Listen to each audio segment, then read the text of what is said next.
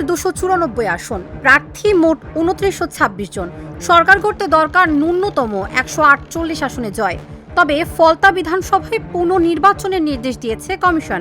এখন 293টি আসনে মূল প্রতিপক্ষ তৃণমূল ও বিজেপি। অস্তিত্ব রক্ষার লড়াই সিপিএম ও কংগ্রেসের। আইএসএফের যুদ্ধ আসন ধরে রাখার। কোন দল কোন আসনে এগিয়ে যাচ্ছে, কোথায় কে এগিয়ে গিয়েও পিছিয়ে পড়ছে, কে পেছন থেকে উঠে এলো প্রথমে, চলছে প্রতি মুহূর্তে টান টান উত্তেজনা। ভারতের পশ্চিমবঙ্গে প্রথমবারের মতো বিজেপি সরকার গঠনের সম্ভাবনা দেখা যাচ্ছে।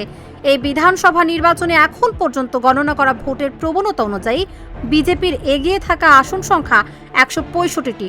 অন্যদিকে রাজ্যের বর্তমান ক্ষমতাসীন দল তৃণমূলের এগিয়ে থাকা আসন সংখ্যা 117টি।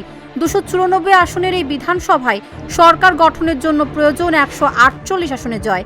পশ্চিমবঙ্গ বিধানসভার বিরোধী দলীয় নেতা শুভেন্দু অধিকারী ইতিমধ্যে দাবি করেছেন, এই রাজ্যে তার দল বিজেপি সরকার গঠন করবে। অন্যদিকে কেরালাতে 85 আসনে এগিয়ে ইউডিএফ, আসামে বিজেপি এগিয়ে 98 আসনে, পুদুচেরিতে এনআরসি এগিয়ে 17টি আসনে, সর্বশেষ তামিলনাড়ুতে বিজয়ের টিভিকে এগিয়ে 109টি আসনে। কোলাথুর আসনে পিছিয়ে স্ট্যালিন পরপর 3 রাউন্ডে এগিয়ে গিয়েছেন টিভিকের ভিএস বাবু। 2011, 2016 ও 2021 সালের বিধানসভা নির্বাচনে সেখানে জিতেছিলেন স্ট্যালিন। তাবাসসুম সেজুথি, ঢাকা জার্নাল।